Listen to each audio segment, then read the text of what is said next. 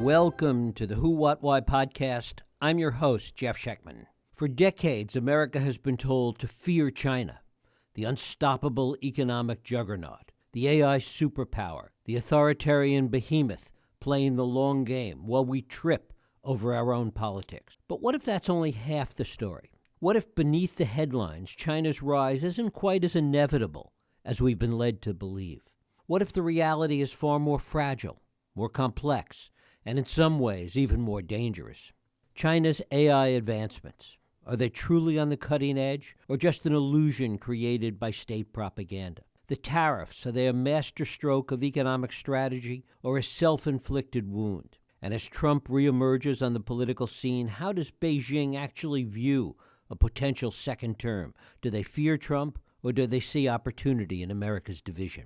These are the kinds of questions that demand more than just punditry. They require deep analysis, hard data, and a willingness to challenge conventional wisdom. My guest, Dr. Timothy Heath, currently a senior international defense researcher at RAND Corporation, and prior to RAND, Heath had spent over 15 years in the U.S. government researching and analyzing military and political issues related to China. One of our wisest minds in dissecting China's strategy, military and global ambitions, Heath has spent years cutting through the noise, trying to separate what China says from what it actually does. It is my pleasure to welcome Dr. Timothy Heath back to the Who, What, Why podcast. Tim, thanks so much for joining us. Thanks for having me. Well, it's great to have you here. First of all, I want to start with the story that everyone was talking about a week or so ago, which is this whole issue of where China really stands with respect to AI. There was this sense of absolute panic a week ago, and literally a week later, there's all this talk, well, maybe it wasn't quite as dramatic as it seemed originally, and maybe it was propaganda, maybe it wasn't true, maybe they did have access to certain chips. What is your sense of what the real story is here? Well, I think the real story is that U.S. technology controls worked in the sense that China was limited in its ability to acquire the most advanced chips and follow the sort of playbook that American tech companies had outlined to boost AI capability, which is more chips equals more capability. This forced the Chinese to innovate, and they did. They came up with a much more efficient way to do generative AI at a fraction of the computing cost. And that was definitely a head turner. So I think the story is the Chinese can innovate, and sometimes our tech controls and restrictions can have unintended consequences. Now, that said, it's worth emphasizing that the Chinese AI program overall still tends to lag the US, where the most cutting edge work is done. And they rely heavily on open source provided software and algorithms, which some American tech companies have put out in the public sphere.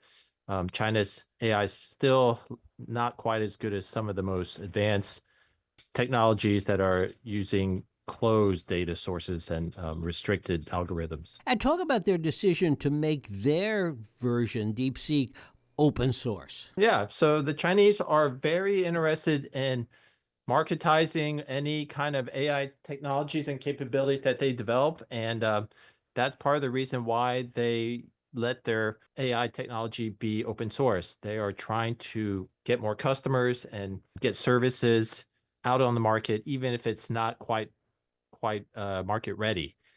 This is a big difference between the US and China. The US has a lot more restrictions and safeguards and regulations on how companies are responsible for the AI technologies that roll out. China, there's none of those protections. Therefore, AI companies can make a lot of mistakes, and they do, and yet they still stay in business and keep selling their services. Talk about China's AI ambitions and a sense of what they are beyond just competing with the U.S. Well, the Chinese believe that AI can power the next generation of technological innovation. Their ambition is to dominate the frontier of technology. If they succeed, they would have the most innovative and productive economy and gain the lion's share of profits from any next generation products, such as self-driving cars and Internet of Things enabled appliances and all kinds of almost anything you can think of could be enabled by AI and 5G networks. So they want to dominate all those technologies. That's why they have invested so heavily in that. And they believe if they succeed, they could become much richer, their military could become more powerful, and that would allow the CCP to remain secure. Talk a little bit about how they view the change in administration here with respect to AI, because it is clear, it seems at this point, that AI development in the U.S., AI growth, is going to move a lot faster under Trump than it would have under Harris, or as it did under the Biden-Harris administration. How do the Chinese view that? Well, they probably are fairly sure that the restrictions on their access to advanced chips will not go away. Trump seems to be pretty clear on his determination to maintain some of those controls. But the U.S. government under Trump probably will loosen restrictions and regulation on the development of AI technologies and services to much higher degree than was the case under Biden. This could supercharge U.S. efforts to innovate and bring its AI technologies to the next level. That'll put a lot more pressure on China and force them to up their game to compete. And exactly how will they do that, given the limitations that will seemingly stay in place against access to advanced chips? Yep. So they have a couple of advantages in their favor. They have access to a huge amount of data due to the government and corporate collaboration. The government will provide data it collects from its own citizens and other countries to the extent it has that data, and they do collect data, and they will provide that to Chinese software companies so they can build better and more cutting edge AI software algorithms and technologies. That said, that will only get them so far if they cannot achieve or acquire the most advanced chips. I expect the Chinese will try to get the restricted chips through either third parties, black markets, any way they can. And that'll remain a major point of vulnerability for the Chinese effort. Above and beyond everything else for China is the state of the Chinese economy. There was so much talk at one point, a little less so nowadays, but still some, about the Chinese economy having problems, weakness in the Chinese economy, etc. Talk about how much of that is truth and how much of it is really what we want to believe.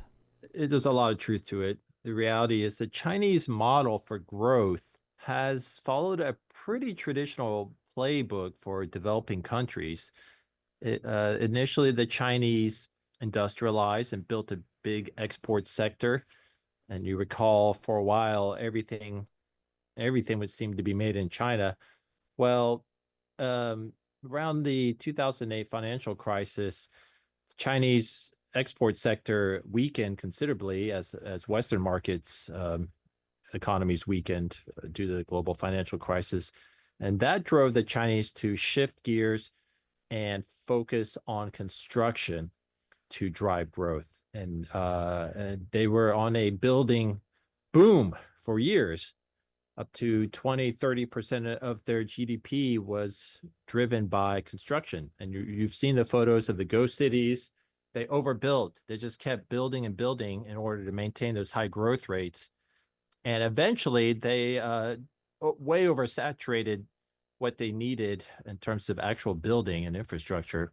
So that is no longer providing it much in terms of productive GDP growth. They have slowed down to scale back real estate and construction because it's now just generating debt. Every time they build something, it's totally unproductive and they're just making empty buildings. So they are forced back to the export sector to drive growth. They have failed to build a domestic driven economy where consumers are buying goods to drive growth.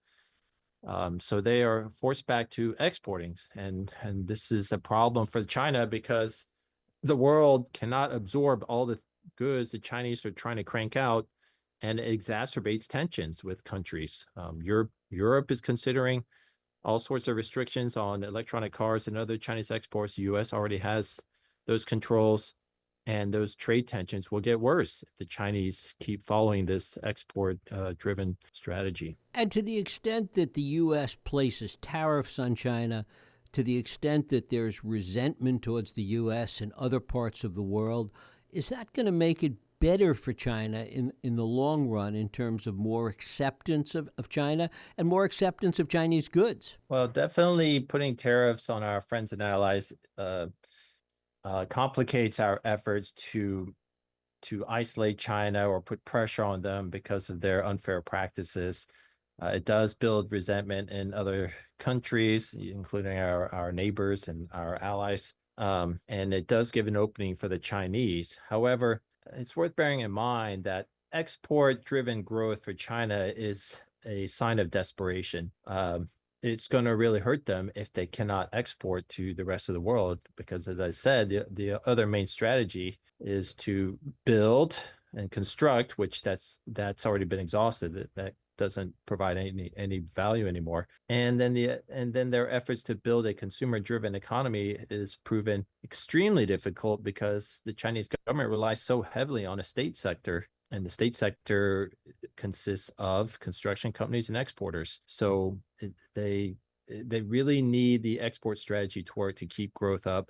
If the U.S. puts tariffs in place and other countries follow suit, this could really make the Chinese economic situation much worse. The fact that the U.S. is cutting off aid to developing nations around the world, what opportunity does that provide China, both in terms of soft power, but also in terms of potential markets? So aid, at the big scheme of things, it definitely it can buy some goodwill, but often the amount of aid given by the U.S., although it may seem large to us in aggregate on a country basis, it's not often a game changer. It buys some goodwill, but the Chinese, one, they don't seem interested in following that kind of approach. They don't actually give out much foreign aid. What they do try to do is secure deals for their companies to build infrastructure and exploit resources, and then they call it a win-win, where the host country gets some revenue for it, but the Chinese benefit much more. This is what they've done in Africa to a large extent. This is what they've done in Africa. It's what they've done in Latin America, Central Asia,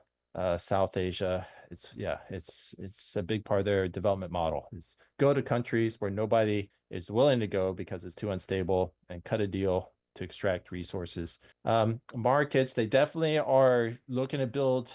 As I said, they have an export strategy. They need markets, so they will look for opportunities where the U.S. has maybe burned some goodwill with tariffs and withdrawing foreign aid, and the Chinese have their own approach, which is usually to cater to and essentially bribe the leaders into doing what the Chinese government wants. And yeah, they may have some opportunity there. But the problem for the Chinese is that the developing world in general just isn't rich enough to buy a lot of Chinese goods. The main markets for China are the US and Europe and Japan. And if those countries tighten access through tariffs or other measures, that is very hard for the Chinese to overcome.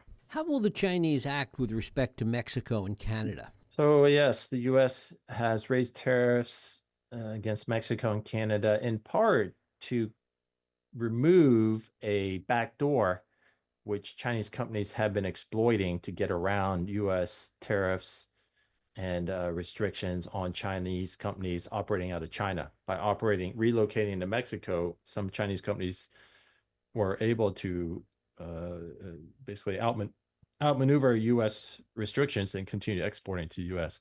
But it will also drive Mexico and Canada to seek their own export markets where they may feel shut out of the U.S. market due to these tariffs. So China may have an opportunity to expand trade relations with Canada and Mexico.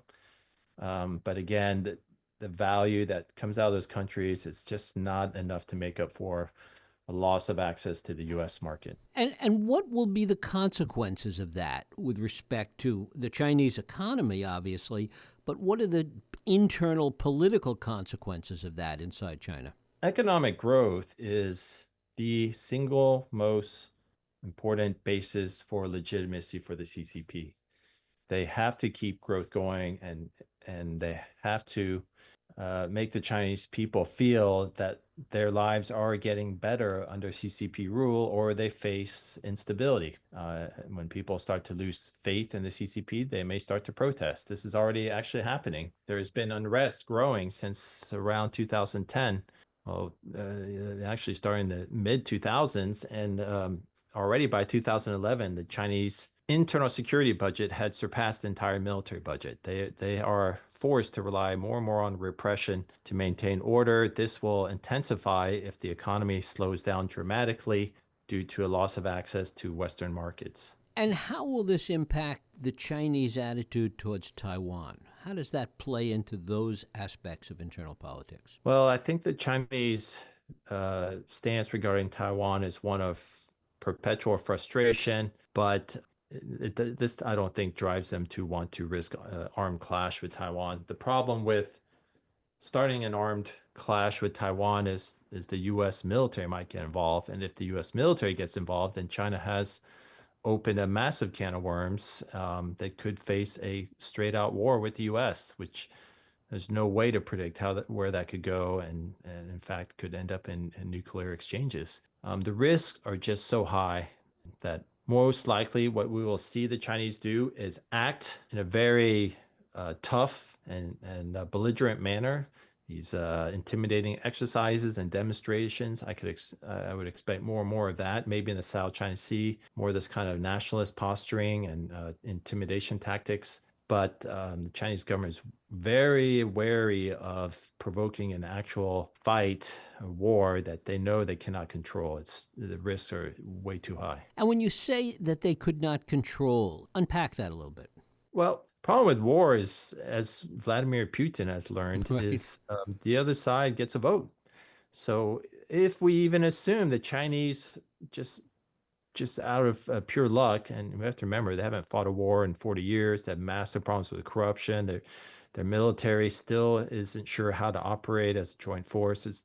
There's all kind of vulnerabilities, weaknesses, and deficiencies in the PLA, which makes, in my view, makes it really questionable if they could pull off a large-scale attack and conquer Taiwan in one fell swoop. But assuming they do, and they inflict a devastating blow and wipe out the entire U.S. military in the Indo-Pacific before we even were aware, caught our pants down. Epic Pearl Harbor type attack. They may be done and then approach Washington and demand the U.S. surrender. But just like the U.S. did after Pearl Harbor, the U.S. Can vote not to surrender and, in fact, continue the war and remobilize its economy and build up its military and continue the fight, which could shatter the global economy, shatter the Chinese economy, and lead to renewed warfare. And again, they may demand and plead and ask the U.S. to stop fighting, but the U.S. may be determined to win. This is the problem with wars: is once they start, they're incredibly difficult to end, and the other side always gets a vote. The U.S. Has huge military capabilities, including a massive nuclear arsenal, and there's no guarantee that the U.S. will not be tempted to use any of that. What do the Chinese understand about the vagaries of U.S. politics right now? In some ways, they view developments in the U.S. politics as confirmation of their theory that America is suffering a serious political crisis, if not outright decline. On the one hand, they view Trump, I think, with some apprehension as a very unpredictable character who's willing to inflict harm on the Chinese economy with these tariffs. But on the other hand, they see him as an agent of chaos who will rip up or severely damage America's relations with some of its allies and partners, which traditionally our network of friends has been one of our greatest strategic strengths. So I think they view him with mixed feelings as threatening, but also as an agent of chaos who will inflict harm on U.S. interests. Do they see opportunity in that? Yes. So one of perhaps their most worrisome possibilities of a grand international coalition aimed at China. To the extent Trump undercuts that with his, policies, the Chinese will find pressure eased on them and will pursue a divide and conquer strategy where they try to cut deals with individual countries and persuade them to avoid cooperating with U.S. trade restrictions, tech restrictions, et cetera. And if they succeed in doing that, then they can severely mitigate any of the economic damage the U.S. is trying to impose with tariffs and related restrictions. What is the ultimate goal of Chinese foreign policy at this point? I think what they are hoping to achieve is to build a network of friendly or neutral countries around Asia who will not challenge China's leadership and rise. They're hoping to persuade countries to weaken their attachment to the US and their alliance with the US. And then from there, the Chinese are hoping to become a leader of the global South. And if they're able to do that, they can perhaps gradually build up their markets, which they need again to drive their economic growth and economic partnerships, maybe even new technology partnerships to aid their ambitions for technological leadership. And they're hoping to keep the U.S. and Europe sort of boxed in and mired in their own troubles. So this gives an incentive for the Chinese to secretly support Russia, for example, as a country that can help box in Europe, keep Europe and the US at odds with each other, and keep Europe divided. The more Europe is divided, the more the US and Europe are at odds with each other, the happier China is. And is China's ultimate goal then in that framework, is it economic or geopolitical? Both. So they want to become the world tech leader. They would like to become the most prosperous and successful economy so that people reap the lion's share of global trade and global economic activity. And then geopolitically, they've long resented US and European dominance of the global order and would like to see that limited and diluted and allow Chinese preferred values that are consistent with the CCP to become more entrenched in all global institutions and discourse and international relations. And finally, talk about how the Chinese instinct to play the long game and not to be reactive to anything helps them in the current political and geopolitical landscape. I do think they have a more patient approach to what they're trying to achieve, unlike perhaps Russia's Putin, who is in some ways maybe tactically brilliant but strategically a failure. The Chinese are, I think, clearly see the risks, for example, of starting a fight, a war with neighbors. They know that's a massive distraction. It could be a huge, drain on resources, and it could be catastrophic. So they avoid those kind of entanglements. They're very wary about pledging any kind of alliance to any other country because they don't want to get drawn into those other countries' problems. So they maintain sort of an aloof posture and are patient in trying to just build up their national strength and manage. They have huge problems and they're very sensitive to that and manage all their problems, domestic problems. This, I think, helps them avoid catastrophic mistakes, but it also keeps them in a perpetually limited geopolitical position because they simply don't offer much to any country around the world because of their refusal to become an ally, refusal to help other countries, refusal to get involved in other countries' issues. It makes them always a less attractive partner than the US, who is willing to, or at least used to, up until recently. We'll see what happens under Trump. U.S. has been much more willing to try and help countries and provide lending hand. It's interesting because to the extent that under the Trump administration, the U.S. doesn't do that. In fact, if it keeps offending allies, it seems that it gives the perfect opportunity to China. Are they capable of taking advantage of it, I guess? It's far from clear. So think of Europe, for example. The Chinese have offended them equally with their export practices where they're trying to wipe out the entire European auto industry with cheap Chinese cars And that is a critical part of the European economy, very threatening to their future. And as much as they may resent and criticize the U.S. and President Trump, there's just no question as to which of the two countries Europeans would rather remain close to. It's the U.S. by far. Dr. Timothy Heath, I thank you so much for spending time with us here on the Who, What, Why podcast. Thank you. I really enjoyed it. Take care. Thank you. And thank you for listening and joining us here on the Who, What, Why podcast. I hope you join us next week for another Who, What, Why podcast. I'm Jeff Sheckman. If you like this podcast, please feel free to share and help others find it by rating and reviewing it on iTunes. You can also support this podcast and all the work we do by going to whowhatwhy.org/donate.